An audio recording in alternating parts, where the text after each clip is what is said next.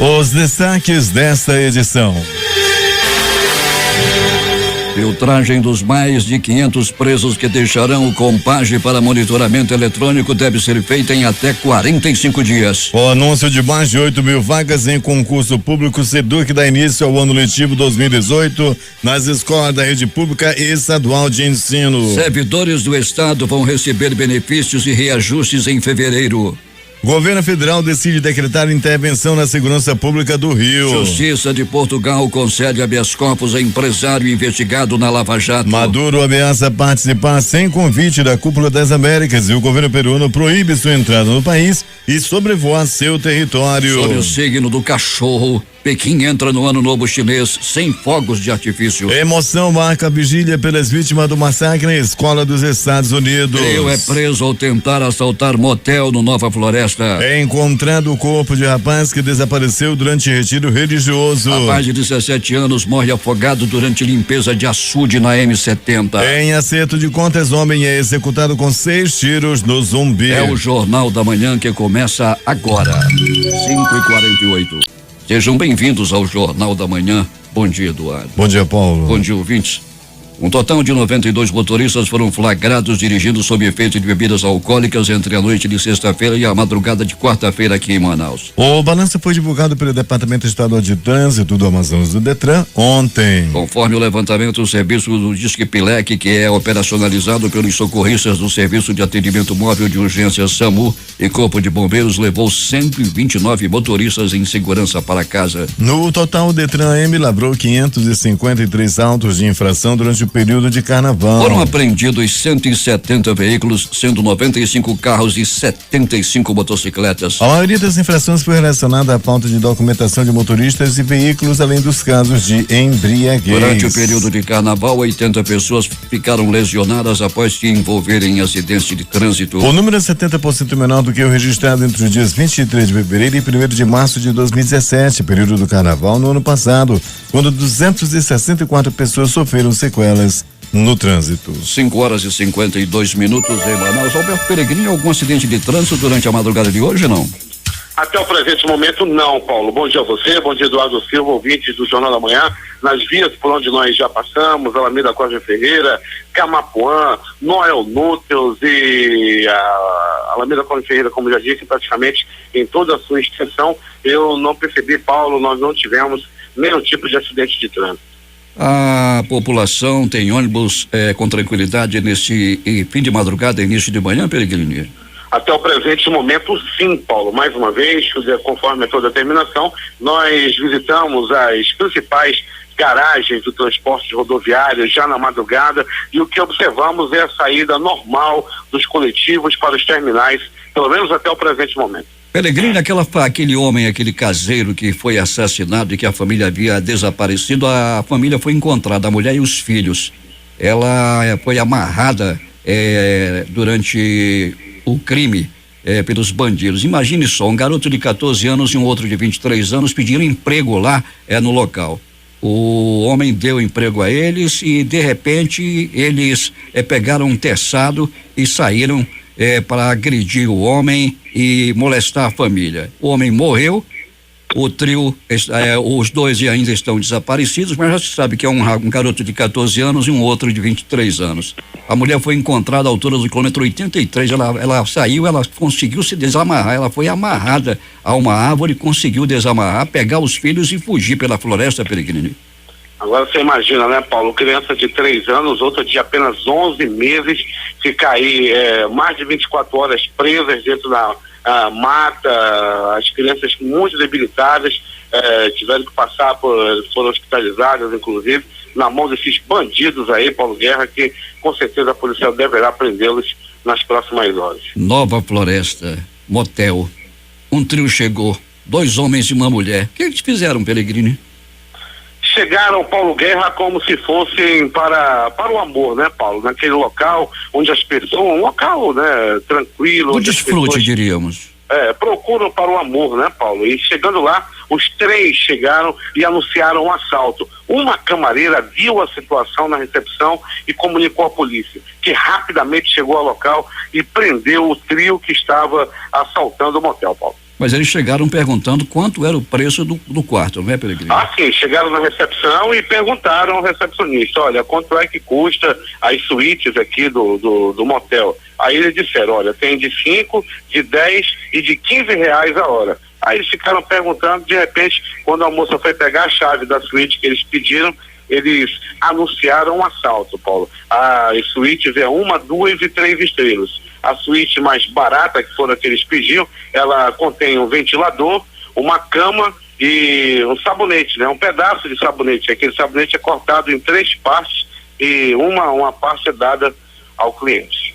Pois é, e a atendente lá ficou também pensando, essa mulher está disposta com 2 homens no motel, não é, Peregrino? Ah, Paulo, hoje em dia, né, a prática do amor tá uma coisa moderna demais. É homem entrando com 3 mulheres, mulheres entrando com 2 homens, a situação é diferente. Um dia desses foi notado que 2 senhoras entraram naquele motel e com um rapaz, apenas um rapaz de aproximadamente 20 anos de idade. Limpeza de um açude termina em tragédia. Onde foi, Peregrini? Aliás, a M070, Paulo Guerra, quilômetro 73, né? Infelizmente, um rapaz de 17 anos acabou perdendo a vida. Ele, né, o açude, você tem uma ideia, Paulo, tem 6 metros de profundidade. O rapaz acabou desaparecendo nas águas e foi encontrado já no começo da noite. Aquele rapaz que havia desaparecido durante um retiro religioso, na realidade ele foi banhar-se e terminou morrendo afogado. O corpo dele apareceu ontem no começo da noite, Peregrini. Ele não sabia nadar, Paulo. A família estava completamente desesperada. Ele foi participar de um retiro, né?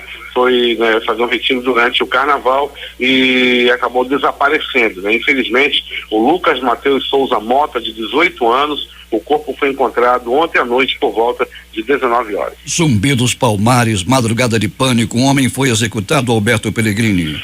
E foi com 6 tiros, Paulo, 6 tiros. E as primeiras investigações dão conta de que o crime possa ter a ver com acerto de contas. Para você ter uma ideia, Paulo, foram armas diferentes, de calibres diferentes usadas para matar esse rapaz de 24 anos que já tem um histórico também na polícia. Alberto Peregrini vai voltar daqui a pouco e conta tudo o que aconteceu nas últimas horas na cidade. Bom trabalho para ti. Vou voltar sim, Paulo, mas antes vou contar também, vou dizer e vou parabenizar o nosso colega Itamar Jardina. Hoje é aniversário do Itamar, fazendo mais um ano de vida. Parabéns aí o nosso competente, gente boa, nosso colega Itamar Jardina. Já fui convidado, já recebi o convite. Muito obrigado, viu, Itamar? A festa vai ser hoje na casa da sogra dele, lá no bairro Novo Aleixo. É um rapaz muito querido pela sogra e ela que vai preparar hoje, Paulo Guerra, todos os quitutes. E a gente se vê lá, inclusive, viu, Paulo, nessa festa, hoje à noite, lá na casa da sogra do Itamar. O Itamar, além de um bom sonoplasta, é também um dos comunicadores da casa e é também repórter aqui do Jornal da Manhã. E parabéns ao Itamar Jardina pelo aniversário e Peregrini também parabenizando os repórteres, em especial você e o Jardina. Hoje é o dia do repórter. Obrigado, Paulo Guerra, estamos aí todos os dias, é com muita alegria, viu, Paulo, que a gente sai de casa às 4 horas da manhã, quando o cara lembra assim, pô, vou acordar agora, vou sair 4 horas da manhã e tal, a gente, quem é Peregrini? Tem o Paulo Guerra que já tá lá, meu amigo, desde as 3 horas da manhã, e não reclama. Você tá me devendo 2 horas, hein, Peregrini?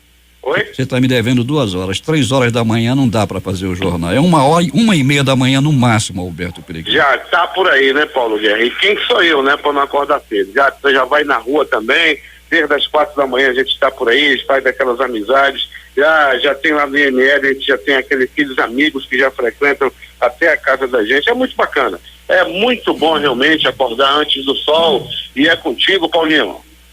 Durante o período de carnaval, a Secretaria de Limpeza Pública de Manaus recolheu mais de 800 toneladas de lixo. Quem tem os detalhes é o repórter Itamar Jardina. Mais de 800 toneladas de lixo foram retiradas das vias de Manaus no período de carnaval. O trabalho executado pela Secretaria Municipal de Limpeza Urbana, a CEMUSP, envolveu limpeza de ruas, bairros e do entorno do sambódromo, onde ocorreu o desfile das escolas de samba. A operação de limpeza da CEMUSP contou com mais de 120 funcionários atuando no pré e pós-carnaval. Durante o evento no sambódromo, a CEMUSP disponibilizou 2 carros coletores fixos e equipes na manutenção do local. O secretário municipal de limpeza urbana, Paulo Farias, explicou que nos próximos dias, até início de março, mais blocos e bandas de carnaval ainda devem acontecer. O carnaval em Manaus ainda tem uma série de atividades previstas, né, com a realização de bandas ainda no próximo final de semana, e a secretaria está vigilante para que não tenhamos problemas de acúmulo de resíduos durante esse período de festejos. Ainda segundo Farias, o balanço da operação de limpeza é positivo, principalmente no que se refere ao cumprimento da Lei 1.944, sancionada pelo prefeito Arthur Neto em dezembro de 2014, que obriga os organizadores de eventos a limparem as ruas utilizadas para a realização de festas. Temos que registrar também que a maior parte dos organizadores de banda cumpriu com as determinações da Lei 1944, que prevê que eles sejam responsáveis pelas atividades de limpeza após o término do evento. Aqueles que não cumpriram estão sendo notificados pela secretaria nos próximos dias, e esperamos então que as condições de limpeza da cidade ao término do carnaval sejam aquelas que toda a população deseja. As festas que não cumpriram a lei já começaram a ser chamados à sede da CEMUSP para esclarecimentos ou multa. As bandas de carnaval que reincindirem receberão multa de 70 UFMs, unidade fiscal do município, que equivale a mais de R$700. Eu sou Itamar Jardina para o Jornal da Manhã. Jornal da Manhã começa o seu giro pelo interior do estado com informações de Manacapuru. José Alberto Zegdag.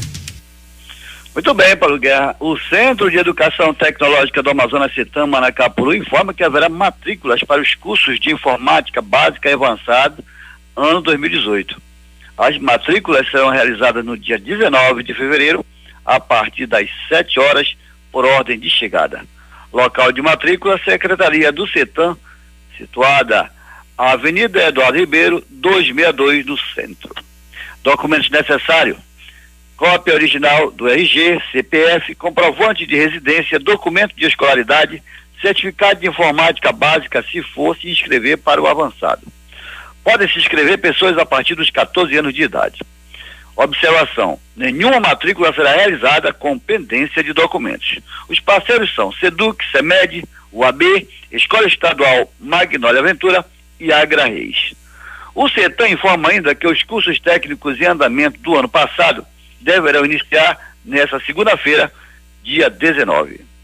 Já os novos cursos técnicos iniciam no dia 19 de março. Até o final de fevereiro deverão ser divulgados novos cursos. Na dúvida, procurar a Secretaria do CETAM Manacapuru.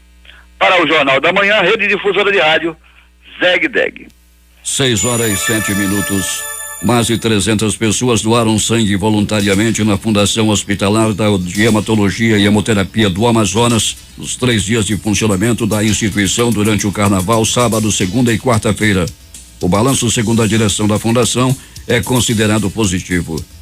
Estudantes têm até esta sexta-feira para solicitarem o benefício da meia passagem em Manaus. Os estudantes que ainda não realizaram cadastramento ou recadastramento no sistema da meia passagem têm somente até esta sexta-feira. Todos os estudantes interessados em garantir o benefício devem estar cadastrados no sistema da meia passagem da Prefeitura. De acordo com a chefe da Divisão de Atendimento Social, Arlene Menezes, até a última quarta-feira, mais de 167 mil estudantes fizeram cadastro de um universo de mais de 300 mil estudantes, o que ela aponta que ainda é uma redução. E, de certa forma, ainda não é nem metade do universo do ano passado. No ano passado, nós tivemos quase 400 mil alunos cadastrados. Então, é importante que este aluno que ainda não efetuou esse procedimento realmente faça o mais rápido possível. O estudante que nunca solicitou o cartão estudantil pode se cadastrar pela primeira vez pelo site estudantes.manaus.am.gov.br. Após 72 horas desse cadastro, o estudante deve se dirigir ao Sindicato das Empresas de Transporte de Passageiros do Amazonas, o Sinetran, localizado à Avenida Constantino Neri, no centro, munido da carteira de identidade ou certidão de nascimento, para enfim solicitar a emissão do cartão. Vale ressaltar que, nos casos de menor de 18 anos,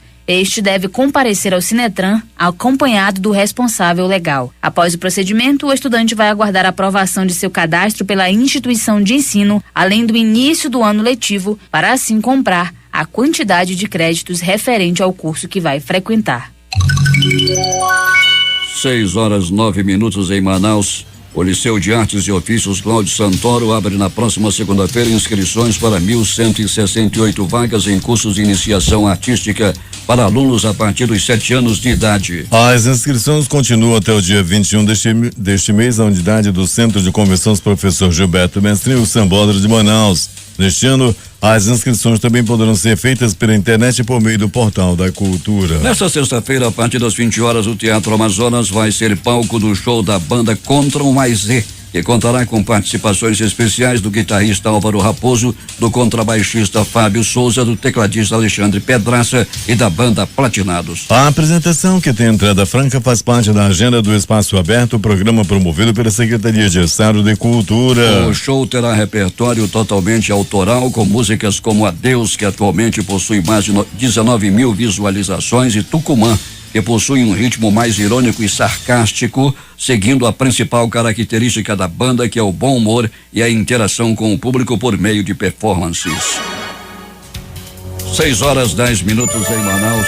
Na semana de combate ao câncer infantil, Fundação de Oncologia do Amazonas faz o alerta aos pais para sintomas. O câncer infanto-juvenil, diagnosticado em pessoas com idade entre 0 e 19 anos, tem uma taxa média de cura de até 70% quando descoberto ainda precocemente. Considerado uma doença rara, registra entre 4 e 7 diagnósticos ao mês na Fundação Centro de Controle de Oncologia do Amazonas. Na semana em que se comemora o Dia Internacional de Combate ao Câncer Infantil, a instituição lança um alerta para a importância do reconhecimento dos sintomas associados a essas neoplasias malignas, que, por serem similares aos de enfermidades comuns à infância, podem confundir os pais e resultar em um diagnóstico tardio. Segundo dados do Instituto Nacional do Câncer, a doença deve registrar anualmente aproximadamente 12 mil novos casos no país. A hematologista Elizabeth Andrade, da Fundação de Oncologia do Amazonas, explica que os pais ou responsáveis devem estar sempre atentos para sintomas repetitivos. Precisamos esclarecer que os sintomas tais como anemia, febre prolongada, dores nos ossos, falta de apetite, fraqueza, manchas roxas são importantes, reflexo nos olhos, dores abdominais e dores de cabeça persistentes merecem atenção, principalmente quando essas sintomatologias estão associadas. E ela complementa: podem indicar a presença de um câncer, de uma neoplasia. Mas, apesar disso, um percentual pequeno de crianças pode desenvolver a doença. De acordo com o Instituto Nacional do Câncer, o câncer infantil corresponde a um grupo de várias doenças que têm em comum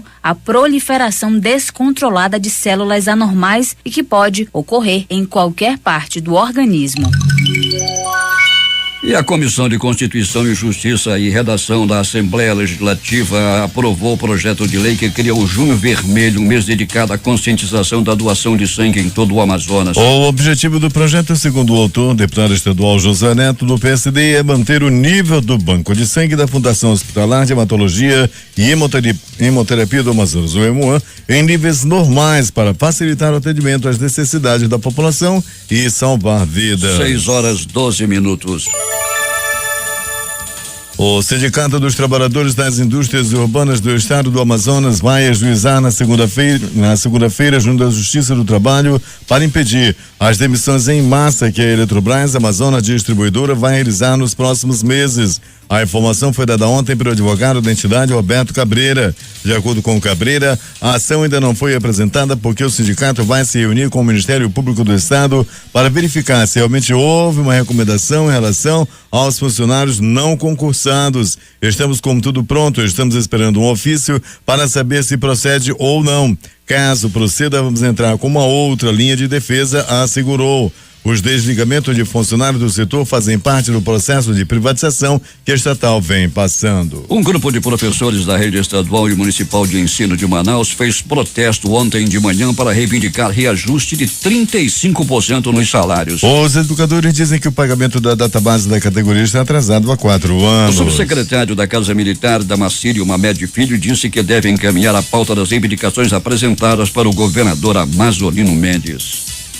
Técnicos da Suzam percorrem cidades do interior para fazerem o levantamento da saúde no Amazonas. Quem tem os detalhes é Larissa Balieiro. Nesta sexta-feira, a comitiva de técnicos da Secretaria de Estado de Saúde chega à cidade de Itacoatiara, no hospital do município, reunindo com gestores e equipes de saúde local. A agenda tem como objetivo estabelecer e implantar estratégias para a melhoria do serviço público de saúde no interior do estado. Na semana passada, a equipe esteve em Coari e nos municípios de Alto Rio Negro, como São Gabriel da Cachoeira, Atalaia do Norte, Barcelos e Benjamin Constant. De acordo com a secretária executiva adjunta de atenção especializada do interior, Edilene Pereira, a meta é fazer um levantamento. Nós estamos então com um cronograma de visita a todos os municípios, aos 61 municípios até o final de março. Hoje, completando o mês de início das viagens, a gente já conseguiu fazer 19 municípios e visitando cada unidade, verificando a sua estrutura, tanto física quanto de equipamentos, quanto quadro de pessoal,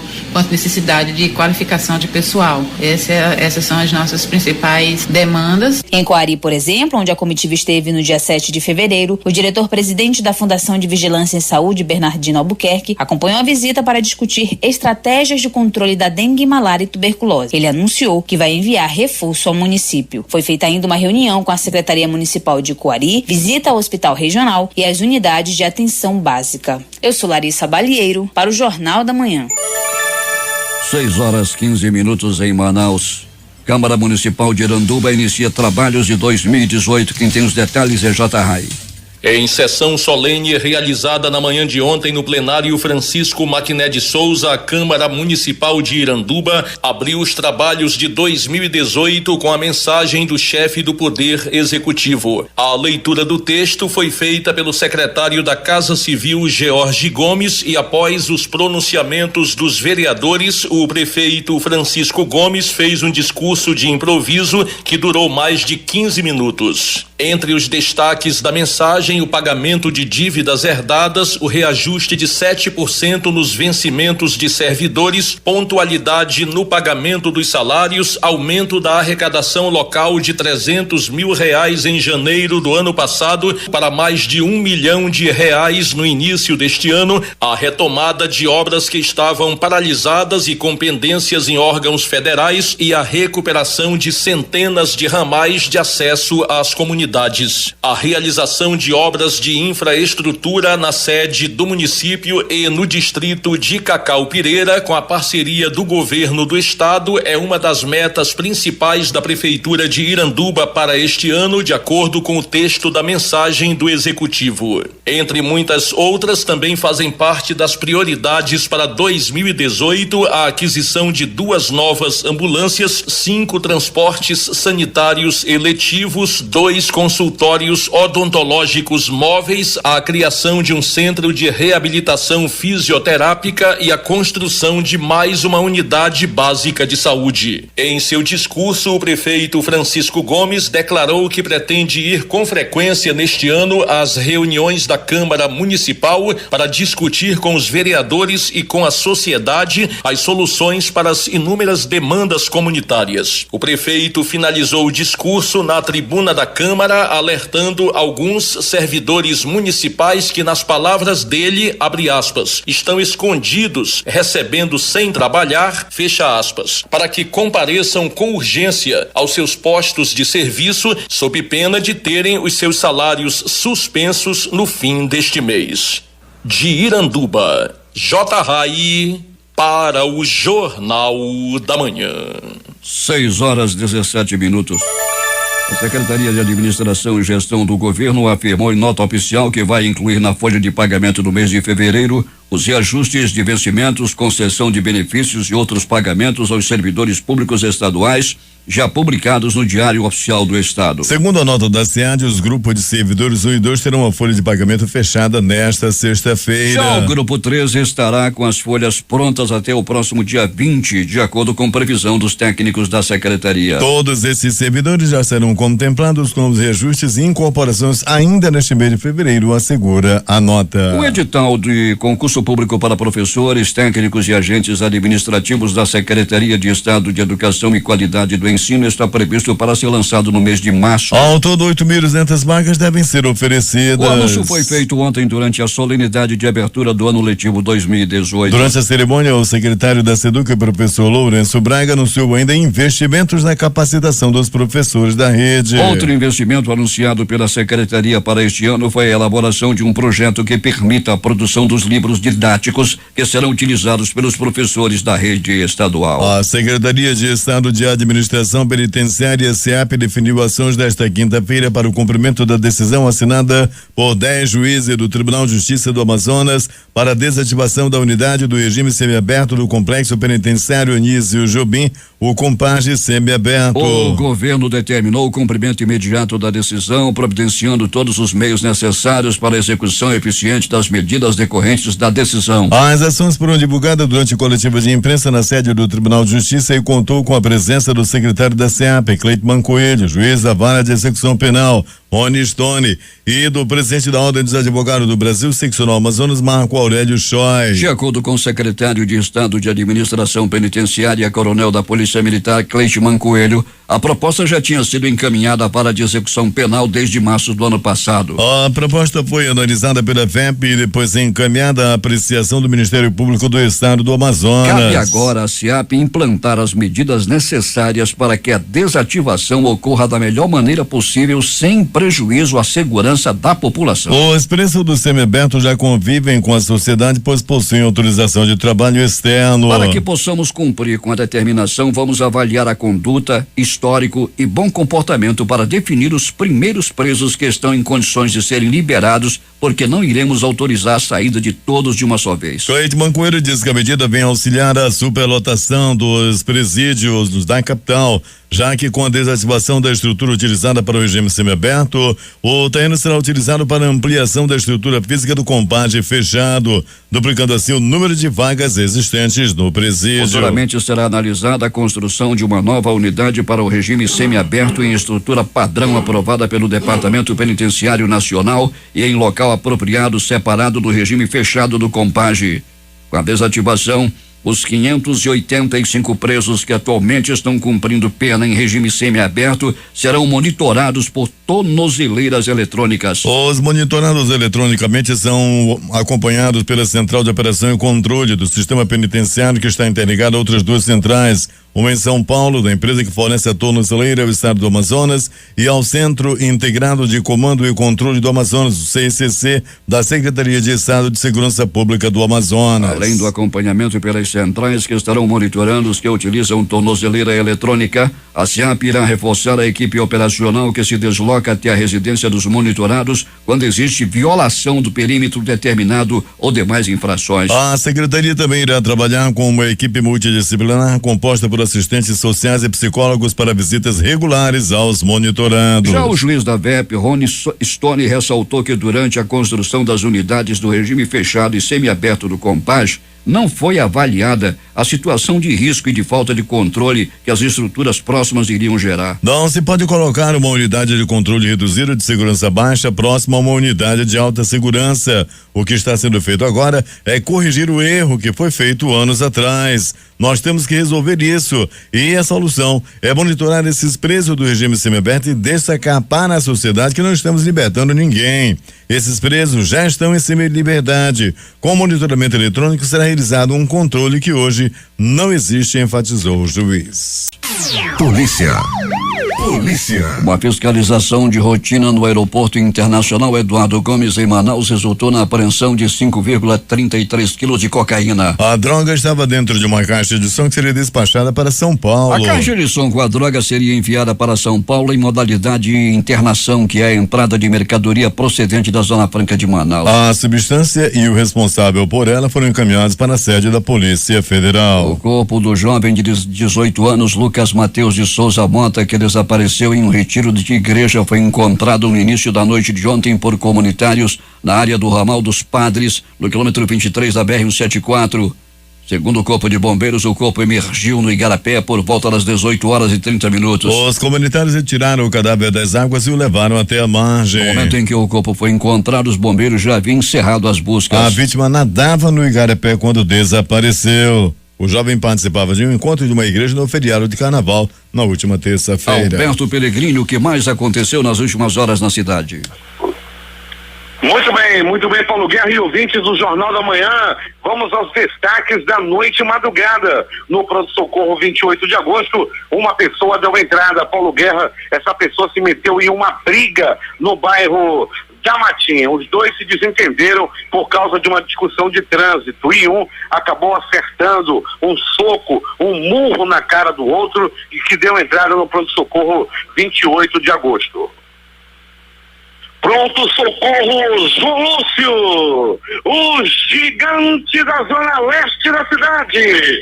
No pronto-socorro João Lúcio, uma pessoa deu entrada vítima de agressão física. Trata-se de uma briga familiar, uma briga de casal. A senhora deu entrada às 19h20, agredida por supostamente o seu amado. O fato deu-se por volta de 19h19. Pronto socorro Platão Araújo, esse localizado na Avenida Grande Circular. Uma pessoa deu entrada vítima de acidente de trânsito, foi atropelada por uma moto. Um rapaz de 24 anos de idade foi atropelado ao tentar atravessar a Avenida Camapuã por volta de 19h20. Era a noite de ontem. Ele não prestou atenção, olhou apenas para um lado e infelizmente acabou sendo atropelado. Falando em atropelamento, em questão de trânsito, Avenida W, isso nas proximidades ali do Jorge Teixeira, mais precisamente no bairro Santo Inês, em frente a um posto de gasolina, ao posto Atem, estão colocando aqueles containers no meio da rua. Os motoristas do transporte especial que passam pelo local estão reclamando muito. Pode acontecer um acidente grave a qualquer dia, qualquer momento, principalmente na madrugada, devido àquelas caçambas que mais parecem um container, que ficam no meio da rua, e o Manaus-Trans precisa tomar providência em relação a essa situação no bairro Santa Inês. A situação está insustentável por parte de donos de sucata que deixam aqueles containers no meio da rua sem nenhum respeito ao trânsito, aos moradores do local. Eu falo do bairro Santa Inês, Avenida W. De polícia, Paulo Guerra e ouvintes do Jornal da Manhã. Ontem, 2 bandidos tentaram assaltar à noite uma linha de ônibus, quando a polícia chegou rapidamente e prendeu os 2 bandidos. Isso aconteceu na área da zona norte da cidade. Os bandidos, quando estavam agindo, foram presos pela polícia militar. Tentativa de assalto em motel no bairro Nova Floresta. Foi na madrugada de hoje, quando 2 homens e uma mulher chegaram a pé no motel. Lá pediram uma suíte. Quando a recepcionista virou de costas para pegar a chave, eles anunciaram um assalto. Uma camareira viu a ação e ligou rapidamente para a polícia. A polícia não demorou a chegar. Logo chegou no motel e prendeu os 3 que estavam procurando motel não para uma noite ardente de amor, e sim para cometer assaltos. A polícia rapidamente conseguiu prender os bandidos. Agora, as notícias do Instituto Médico Legal. Saiba agora quem foi para a pedra nas últimas 24 horas. E atenção! Ontem, por volta de 9h30, o programa do garotinho Valdir Correia já informara que um corpo fora encontrado, um corpo de um homem naquele momento não identificado, que foi morto. O homem foi morto a facadas. A situação foi o seguinte: trata-se de Luan Pereira Basto, de 23 anos. Ele foi morto a facadas após tentar assaltar, junto com outro suspeito, a casa de um homem no bairro Monte das Oliveiras. De acordo com informações da polícia, a vítima reagiu ao assalto e mesmo ferido com uma facada nas costas, conseguiu reagir, agrediu os dois assaltantes e um deles foi morto a facadas. Morreu lá no bairro Monte das Oliveiras. Era a manhã de ontem, quando a difusora já informara dentro do programa do Valdir que estava comandando a audiência do horário, quando esse crime aconteceu no bairro Monte das Oliveiras. Paulo Guerra e ouvintes do Jornal da Manhã. Conforme a Rádio Difusora já informara nessa edição do Jornal da Manhã de que o Lucas Mateus Souza Mota, de 18 anos, estava desaparecido. Ele estava desaparecido nas águas de um igarapé, lá no quilômetro 22 da BR-174, no local de retiro por parte de pessoas que estavam lá no retiro, os evangélicos se retiraram para momentos de oração, quando esse garoto foi lá no igarapé e infelizmente acabou morrendo. O corpo foi encontrado por volta de 18 horas, era a noite de ontem. Outro afogamento, também de um rapaz, esse ainda mais novo, um rapaz de 17 anos de idade, morreu afogado em um açude na AM070, quilômetro 73. Ele estava trabalhando em uma fazenda, na limpeza de um açude, quando de repente desapareceu nas águas. O corpo foi encontrado lá no meio da noite e deixou os familiares, as pessoas que estavam trabalhando com eles, completamente desesperadas, tristes devido a nessa ocasião, essa morte que aconteceu lá no quilômetro 73 da M070. Mas, Paulo Guerra e ouvintes do Jornal da Manhã, tiros, bala, morte no Zumbi dos Palmares. Esse mês de fevereiro, mas rapaz, como tá morrendo gente, os homicídios estão bombando, a pedra do IML não tem sossego, como tá morrendo gente em Manaus. E ontem não foi diferente, no bairro Zumbi dos Palmares, mais um que morreu, e morreu na bala, Rua Padre Amin, por volta de 22 horas, em um possível acerto de contas. O rapaz de 22 anos foi perseguido e alcançado e posteriormente assassinado com 6 tiros espalhados pelo corpo. O crime aconteceu, repito, no bairro Zumbi dos Palmares. O Instituto Médico Legal realizou nas últimas 24 horas 79 exames de corpo de delito na permanência do IML, anotando as ocorrências no livro da capa preta, o Robson e a Maria. A reportagem foi de Alberto Pellegrini para o Jornal da Manhã. Loteria. A dupla Sena concurso 1756 acumulou nas duas faixas. No primeiro sorteio, dezenas 13, 15, 22, 36, 47 e 50. No segundo sorteio, 08, 13, 28, 30, 36 e 48.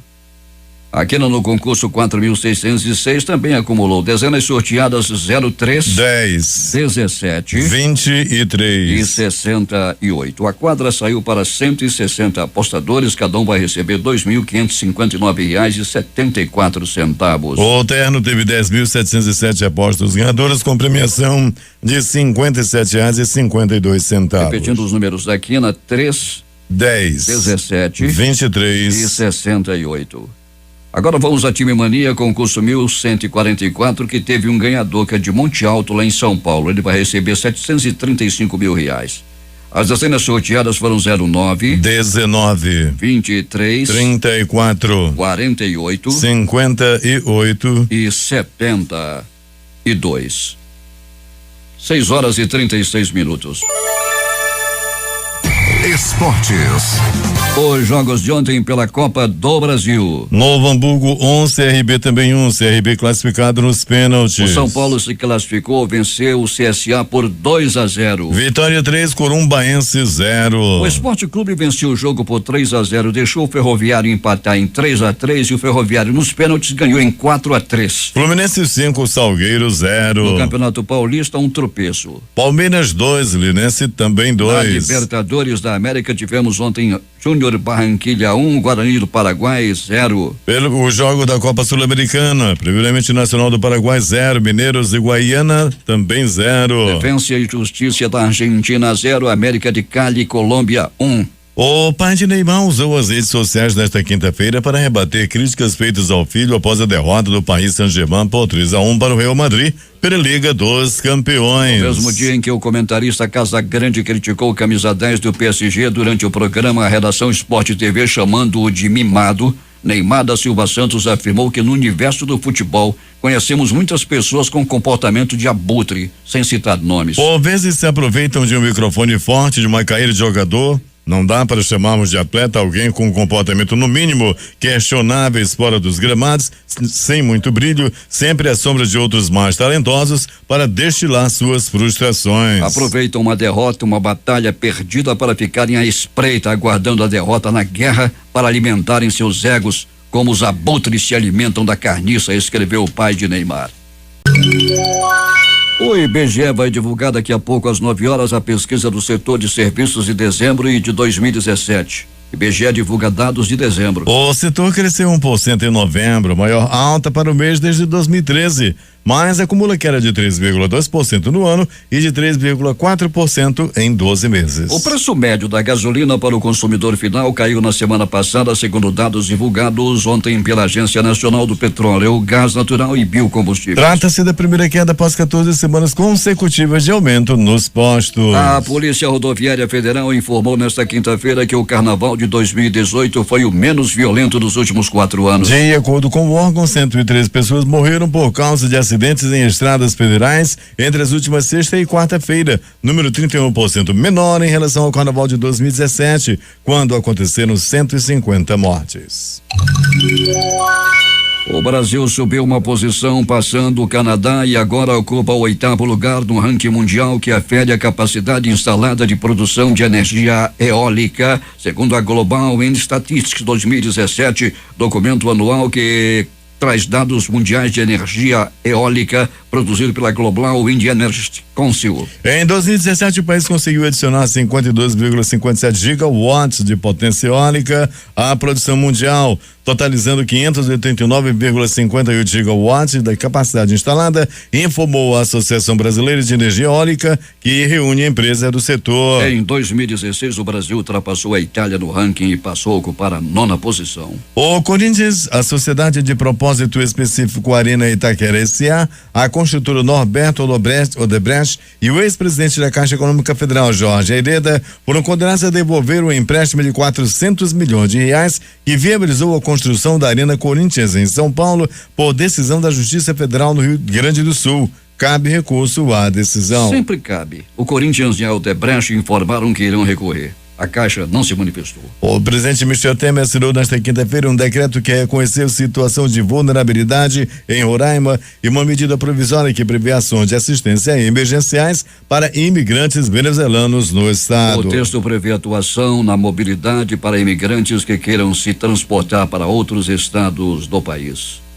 O vice-presidente do Supremo Tribunal Federal, ministro José Antônio Dias Toffoli, disse ontem em Washington que o Poder Judiciário tem que ter prudência na sua atuação, já que se nós quisermos não só moderar os conflitos da sociedade, mas se quisermos ditar o que é o futuro da sociedade sem ter o poder político representativo, nós estaremos cometendo um grande equívoco, afirmou. Toffoli disse também que nós juízes não temos que satanizar a política ou os políticos, porque ali é a seara do jogo democrático. O ministro que assume a presidência do STF em setembro próximo fez as declarações durante palestra a professores e estudantes de direito da American University, onde participa de um simpósio sobre compliance mecanismos empregados pelas empresas para prevenir, detectar e dar respostas em casos de práticas de corrupção. Toffoli considerado voto certo a favor de Lula. Após Joesley Batista dizer à Polícia Federal que fez esse gesto de dinheiro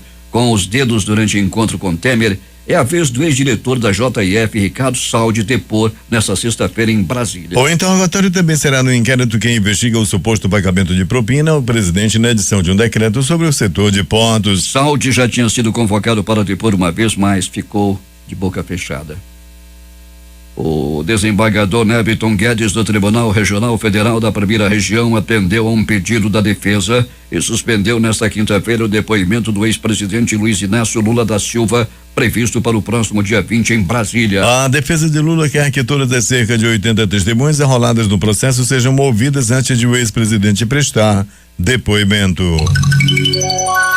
O pedido da defesa do ex-ministro Antônio Palocci para ser reinterrogado em segunda instância no processo sobre corrupção na Odebrecht foi negado pelo Tribunal Regional Superior da Quarta Região, TRF4, lá em Porto Alegre. Condenado por corrupção e lavagem de dinheiro em primeira instância a 12 anos, 2 meses e 20 dias, o ex-ministro está preso. A Justiça de Portugal concedeu um habeas corpus ao empresário Raul Smith, investigado na Lava Jato e preso no país europeu no dia 3 de fevereiro. Com o habeas corpus, ele poderá aguardar em liberdade o julgamento de recurso contra a extradição para o Brasil. O presidente da Venezuela, Nicolás Maduro, disse ontem que líderes da direita da América Latina mostraram intolerância ao tentarem excluí-lo de uma cúpula em Lima, que prometeu ir de qualquer maneira. O governo de centro-direita do Peru informou nesta semana que Maduro não é bem-vindo na Cúpula das Américas em 13 e 14 de abril, reforçando seu crescente isolamento diplomático em um momento de forte repressão sobre dissidentes e uma crise econômica brutal na Venezuela. Vocês têm medo de mim, indagou? Não querem me ver em Lima? Vocês irão me ver,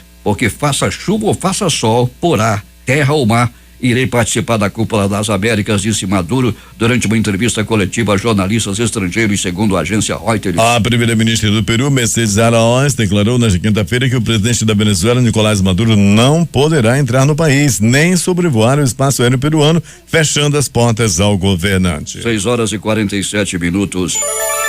Milhares de pessoas se reuniram nesta quinta-feira em uma vigília em lembrança dos 17 mortos do massacre realizado no dia anterior por Nicolás Cruz na escola de ensino médio Marjory Stoneman Douglas em Parkland, na Flórida, Estados Unidos. Tanto os jovens como os adultos não escondiam a emoção ao ouvir o testemunho do pai da menina Jaime Gutenberg, de 14 anos, uma das assassinadas do parque, que conseguiu falar graças ao encorajamento e frase de apoio que recebeu. Jaime era a luz da festa, disse, lamentando não se lembrar se tinha se despedido da filha antes dela sair para a escola e não voltar mais para casa. Por isso, disse que as crianças devem entender quando seus pais dizem não a tudo o que pretendem fazer. O objetivo não é protegê-los e não sofrer a dor de perdê-los, e aos pais pediu que não percam um dia sem abraçar e beijar seus filhos. O líder de um grupo supremacista branco da Flórida disse nesta quinta-feira que Nicolás Cruz, o jovem que matou 17 pessoas e feriu outras 14 em uma escola na quarta-feira, era um dos integrantes de seu grupo. Ele deverá ser condenado à morte. Pequim entrou nesta sexta-feira no Ano Novo Chinês de maneira incomum, sem fogos de artifício e foguetes, após a proibição do ano passado para evitar níveis altos de contaminação na capital da China, embora nos arredores possam ser usados ao longo do ano. Nas ruas da capital não tiveram vestígio de pólvora, uma imagem muito diferente de anos anteriores, onde desde a meia-noite até as primeiras horas da manhã eram disparados fogos de artifício para afugentar os maus espíritos. Um grande número de policiais vigiaram constantemente as ruas para garantir a segurança e o respeito na nova lei durante o Ano Novo, desta vez sob influência do cachorro, segundo o horóscopo chinês. Embora seja um símbolo nacional, não é a primeira vez que Pequim proíbe os fogos de artifício que foram inventados pelos próprios chineses. Há séculos, estes artefatos foram usados pelos soldados chineses como arma ou método de comunicação, mas atualmente são explodidos em festas com a crença tradicional de que seu forte ruído assusta os demônios. O ministro da Secretaria de Governo, Carlos Marum, afirmou ontem que o início da discussão sobre a reforma da Previdência está mantido para a próxima terça-feira no plenário da Câmara. Depois de se reunir com o presidente da Casa, Rodrigo Maia, na residência oficial, Marum disse que sentiu confiança de que a matéria poderá ser pautada semana que vem mesmo sem ter alcançado o mínimo de 308 votos para aprovação. O presidente Michel Temer decidiu decretar intervenção na segurança pública do estado do Rio de Janeiro. O decreto será publicado hoje, segundo o presidente do Senado, Eunício Oliveira. Com essa medida, as Forças Armadas assumem a responsabilidade do comando da segurança na área. A decisão ainda terá que passar pelo Congresso Nacional. A intervenção também suspende qualquer alteração na Constituição, como, por exemplo, a PEC da Previdência, que tinha votação marcada para a semana que vem. A decisão foi tomada em reunião no Palácio da Alvorada na noite desta quinta-feira. A intervenção da segurança teve a anuência do governador Luiz Fernando Pezão. E o interventor militar que ficará à frente das Forças de Segurança do Rio de Janeiro enquanto a intervenção durar no estado é o general Walter Souza Braga Neto, do Comando Militar do Leste. Na madrugada de hoje, o presidente Temer decidiu decretar intervenção na segurança pública do Rio. O decreto será publicado ainda hoje, segundo o presidente do Senado, como dissemos ainda há pouco. Braga foi um dos responsáveis pela coordenação da segurança durante a Olimpíada do Rio em 2016. 6h50. Destaques de capa dos principais jornais do país nesta sexta-feira. O Globo do Rio de Janeiro. Rastro de destruição deixado pela chuva no Rio de Janeiro não foi por falta de aviso. Já são 2.000 desalojados. Folha de São Paulo. Justiça condena ex-Caixa, Corinthians e Odebrecht a devolverem 400 milhões. O Estado de São Paulo. Temer assina 2 decretos e uma medida provisória para tentar conter crise migratória em Roraima. Planalto Central, Correio Brasiliense. STF vai julgar habeas corpus para mães e gestantes detentas na terça-feira. Valor Econômico. Delegados ameaçam ir ao STF contra interferência em inquérito de Temer. Estado de Minas. Menina de 2 anos é esquecida dentro de carro e morre em Janaúba. Recife, Jornal do Comércio. Vírus da febre amarela é detectado em mosquitos que também vivem em áreas urbanas. Fortaleza, Diário do Nordeste. Polícia Civil prende em Fortaleza amazonense considerado um dos maiores traficantes do país. 0 hora, Porto Alegre. Após não ser chamado para receber diploma, formando ganha direito à indenização de R$9.300. Edições impressas locais que chegam à nossa redação, o Centenário Jornal do Comércio. Confiança em alta anima varejistas. A crítica. Eletrobras, planos de privatização. A ação tentará barrar a demissão em massa. Em tempo. Racha provoca guerra no tráfico. Estas foram as principais notícias de ontem e as primeiras de hoje. Termina aqui o Jornal da Manhã. Participaram desta edição reportagens José Alberto Zegdeg, J. Rai, Itamar Jardina, Larissa Balheiro e Alberto Pellegrini. A operação de áudio foi de Hamilton Cabral. A apresentação Eduardo Silva e Paulo Guerra. Próxima edição, amanhã às 5h45.